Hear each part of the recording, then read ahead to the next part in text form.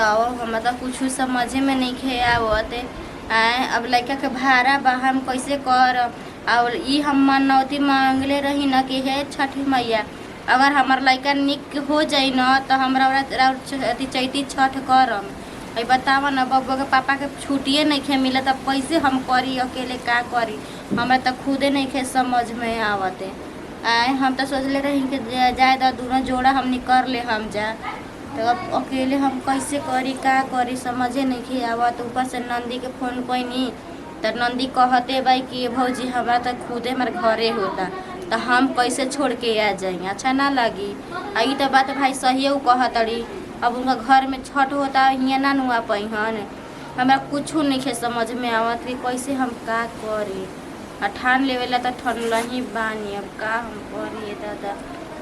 समझे नहीं खे आवत। का भइल भाभी काहे तक केसरो बैठल बारू? अजी बबुआ जी देखी ना हम चैती छठ के सकार देले बानी आ मनौती रहे छोटका बबुआ के ना तबियत खराब रहे मरे जिए तो वही में मनौती मान ले रही। आ देखी ना अभी तक हमरा समझे नहीं कि आवत कि का करी। और भैया के फोन लगवनी है तो भैया कहतनी कि ना हमें छुट्टिए नहीं खे मिले तो का करी जी हम अकेले बताई रहुए। अब क्या करे भाभी हमरो इतना समझ में ना आवेला कि मतलब कुछ हम मतलब कर देली लेकिन हमरा इस समय कुछ हमरा समझ में आला बुझावे ना करला तब नहीं कुछ समझे का है ना। देखिए अगर कोई हमारा साथ में रहे मतलब एक दूगो मेहरानू रहती है साथ में ना तो हम कर लेती लेकिन तो फिर अकेले कैसे भूखेला जी बेथी कर पीस जाके गेहूँ पीस उस के तब बनाव कर अकेले बस के बात नहीं खे बबुआ जी रउआ केतनो बाई तो फल फूल लान दे हां भाभी घर के तो करमटवा ना नु करम हम कुछ कर हां आ देखते ही बनी के बुझिए एकदम छोट बाई सने हनी के कुछ बुझाई ला नहीं हम का करी जी हमरा तो समझे नहीं खे आवत कि का करी। फल फूल तो हम लानिए दे भाभी लेकिन उधर गेल रहे मुकेश भैया तो मुकेश के भाभी कने मतलब कि बोले थे उनका घर मुकेश के घर है छठ उठ के बारे में शायद बतियाते रहते शायद लगा था कि मुकेश दने छठ उठ होता है उसका घर में हाँ ये बबुआ जी अगर होत रही न तो हम जाके आरु की न हम पूछतनी ठीक न अगर होई न तो हम हनी के साथे कर ले हम का एकरा में मिलजुल के औरी बढ़िया रहे उतिम हो जाला ना हमरा लगा था कि होई का कि सुन आली ना तो सुनत रही मतलब कि बोलत रहे सब छठ के बारे में तो हो हे भगवान कैसे हूँ देखिए बबुआ जी कि अगर कुछ मन से भाग दी ना एकदम सब पूरा हो जाए वही चल भाभी तब का अच्छा मान ली कि अगर रौरा भी पैसा नहीं खे और रौरा मन में चलत अटे कि ना हम छठ करम तो करम लेकिन कहीं से ना कहीं से रौरा भी पैसा आइए जाए और रौरा छठ करिए ले हम तब रुकी ना हम जाते नहीं पूछ ले आवे ठीक ना ठीक बा जब देख लो पूछ ले भाभी एगो टेंशन कनिया बाहर रहो लिपाइल पोताइल कनो रहता खर पर गिरे जाता गहुमा बिन उनके अथ दी जा ए कनिया इहे रहेला है दिनवा में के चैती छठ में टेंशन ना रहेला तो अपन फलो पे हो जाला पकाइयो के हो जाला कोनो चीज पे जाला गहुमो के छम दे सुखा जाला कनिया नु कि पितरी वाला सब बर्तनिया निरौठवा निकाल दो आ चल अगर हम बाहर चाटा बिछा के गहुमा बिन दे के फिर धो के आ पारा पारी देख के गोर के अथी कर दिए कोनी बकासवा के चबी हम तो सोचने निकाल दी बकासवा के चबी ना मिलत आ देख लो अलमारिया पर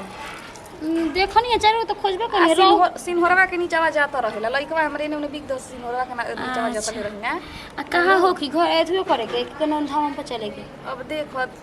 ऐसे तो आदमी देव मुगा जाला छठ भाड़ा उतारन तो से ना जेकरा सपरे लग अपन एनु घाट पर क देबेला लेकिन उतरी में हो जे गोइल हां हम तो कहत रहे कि देव जयती जे हां देव मुगा ना तब बहरी महादेव तक ठीक बा तैरी चलो निकाल के चलो हम बक्सा दे तनी चबिया खोला निकालो बर्तनिया निकाल के हम बिन देवे के जानलू अच्छा ठीक है चल आवा ए कनिया की कनिया हो हां दीदी कहनिया कि तहन लोग छठ होता उहे तो बतियावत रहे के भाड़ा कोइले रहे जलाई का के करे हां तो उहे उतार हमरो मतलब घरे बाहो कनिया तेईस जान तो हमार देवरे कहला हन ना कि मुकेश के देखनिया बतियावत मतलब कि उनका घर वाले सुनिए कि छठ होखे वाला बा तो ऐसे हम सोचनी कि अकेले हइए बानी जाके आ मिलजुल के कर देता नहीं हां तो का दिक्कत बा दीदी मिलजुल के आदमी कर ले त ठीक ना बा हो और आदमी न त ठीक लागे त दुकानिया हमरा घरे अब हिया के जाती नहीं के छुट्टिए नहीं खे मिलत तो वही सोच रही कि अकेले हम अक्सर हम का करम का ना करम का तो हम गेहूं लेके आई त तहनी घरे पिन करा ले लुजे तहन लोग अभी जाता है दीदी बिन नहीं हम ले आई तो एकदम फेट के बिन के धो दिया अब का करे के बा तन की पाँच गो खाली पका देगा बाकी फल फूल पता होइए जाए हां तब कहते यही चलते कन्या की हमहू तब लेके आवत नहीं दीदी हम डगरा वगैरह सब धो दे दादी ठीक सुना ना हमरा घरे बटलू बा ले ले आई में हां ले ले असले ले बेसी एगो लोटा त ले ले कर अच्छा ठीक बा अब हुआ बाबू पापा ने ले आई जल्दी दीदी आवा हो तारा के चली बकासा पे से सब सामान निकाल के धो धा दीजिए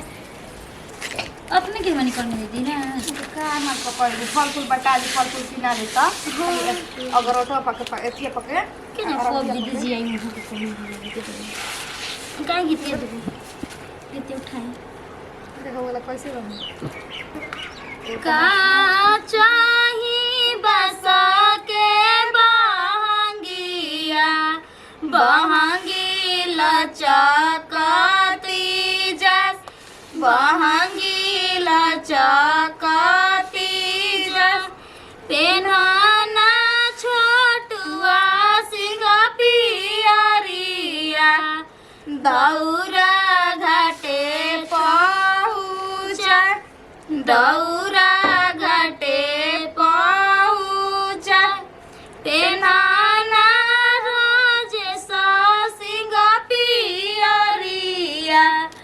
दौरा घाटे पहुँचा दौरा घाटे नाना बंटिया सिंह पियरिया दौरा घाटे पहुँचा ए कनिया अभी तक दीदी जी ना आई है हो हम कहत नहीं काम में बाजल सब सोच अच्छा अकेले बनी का चार गो दाना दे देती तो हम फेंक देती ही में हां एगो नाम खाली एगो नाम खातिर हो जाती लागेला ये के चलते हम कैसे बिटिया हो कहां पैबो सोने कटो अरे कहां पैबो सोने कटोरावा कहां रे पैबो दूध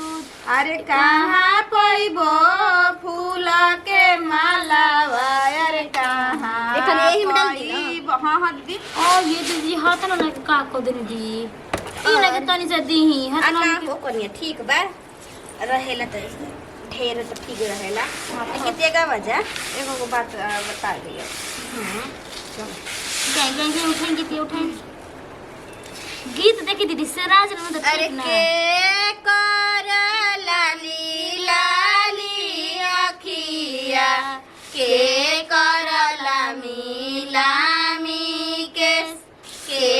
कर लामी लामी के कर पिया परदेसिया के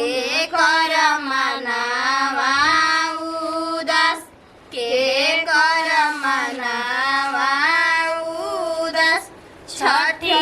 मुझे बाबा के लाली लाली अखिया छठी माई के लामी लामी के छठी माई के लामी लामी के पुष्पा देई के पिया परदेसिया उनु कर मनावा उदास उनु कर मनावा उदास नेहा देई के पिया परदेसिया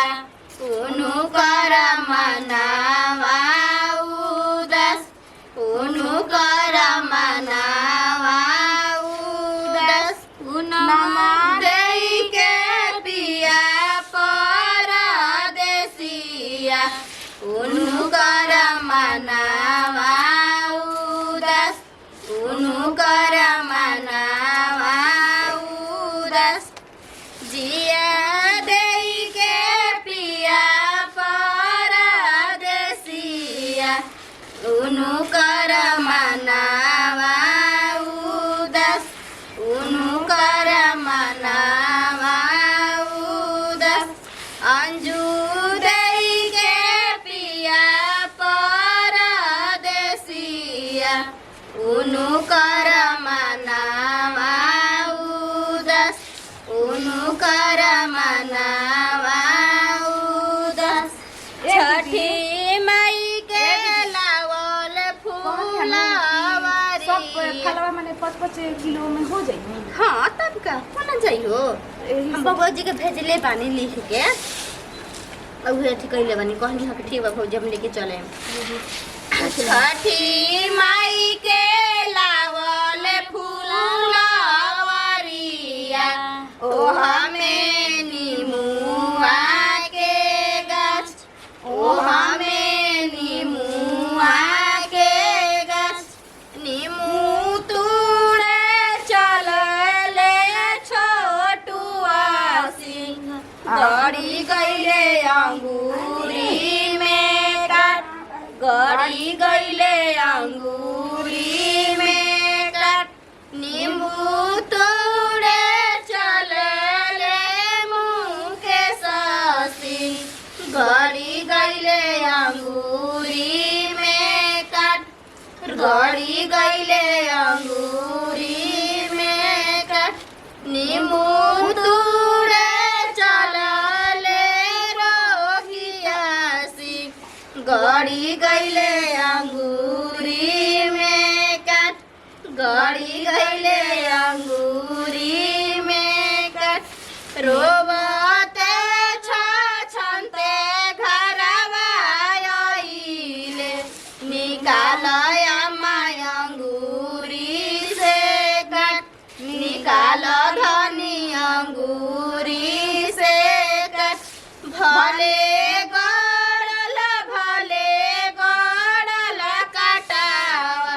कैसे छूटी चोरिया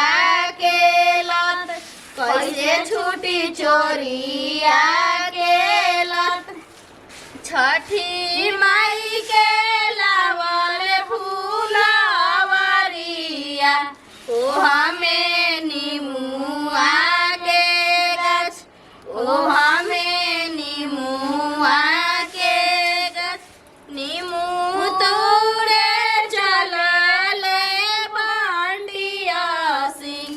गड़ी गइले अंगूरी में काट गड़ी गइले अंगूरी में काट नींबू तोड़े चलले राजेश सिंह गड़ी गइले अंगूरी में काट गड़ी गइले अंगूरी में काट रोबते छछनते निकाल धनी अंगूरी से काट निकाल अम्मा अंगूरी से काट अहो कन्या बिना तो गइबे कइल ह तो सुने ना तो हम सोच रही ना कि जा तनी हम ही धो के और जीव छाता पर पसार के और जीव अगोर दी का तो जैसे अब देखी जा करी जा कि आधा काम हम जतन धोतिया उतिया रंग दे ठीक कन्या डगर का धो के डाल दे भाई सूखे के अच्छा ना हो कि तो तू ही एथी कर द वो जो बैठ जाई है आउ का छाता लगा के अब हम अपन काम घरवा के कर लेती अब से रुए न बानी कनिया खाली एथी करी ना छोड़ दिना खाली जतवा अपन धो दे हम आके कुछ अभी कर हां जतनी जतवा धो देबे आ सब जतनी घरवा लीप देबे हम धो देतनी दीदी ले जाकर वो पसार दे ठीक है हम धो देतनी हां तो धो दे ऐसे मत धोइहा बढ़िया का एथी में धो के हां बरगुनवा में हां धो के ओही में अच्छी छान दी हो ठीक ना हौ देखी माटी ओने के गिरा दे एथी करतनी ए दीदी आय जतन रोहनी के धारा तो जीवा देखले कौन चाय में गोल छे मां चले बंद लेके जाती अच्छा ठीक है कनिया अब ज्यादा निकल अब 12 के का देल बानी भटिया पा के 12 के पका हूं के दे दियो हां हो ना जाई तब तो हो ना जाई का द एक ना सुना तू बढ़िया से धो दी ठीक ना ठीक हम अपन घर के काम देख के हम आओ तनी ठीक